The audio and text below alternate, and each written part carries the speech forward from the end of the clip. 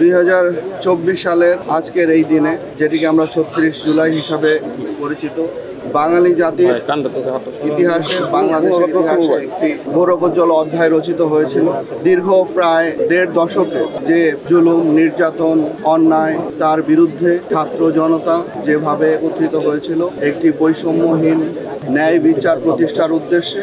এমন একটি সমাজ গঠনের উদ্দেশ্যে, যে রাষ্ট্র যেখানে কেউ কোনো সিস্টেমকে চালাবে না, যেখানে সিস্টেম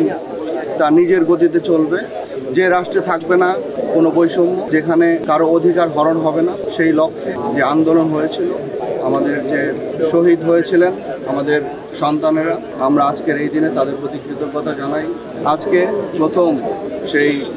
সব মশার বিরুদ্ধে সুরক্ষা দিতে এলো বসুন্ধরা এক্সট্রিম অ্যারোসল, মশার বিরুদ্ধে এক্সট্রিম সুরক্ষা। গণঅভ্যুত্থানের যে প্রথম যে আমাদের 5ই আগস্ট 2025 সাল আমরা উদযাপন করলাম, ইতিমধ্যে আমরা সেখানে ফুল দিয়ে প্রথম জুলাই স্মৃতিস্তম্ভে আমরা ফুল দিয়ে সেটি আমরা উদযাপন করলাম। শহীদ পরিবারের সকলকে নিয়ে, আমাদের সরকারি সকল কর্মকর্তা, রাজনৈতিক নেতৃবৃন্দ, আহত যারা হয়েছিলেন সকলকে নিয়ে আমরা এই শহীদ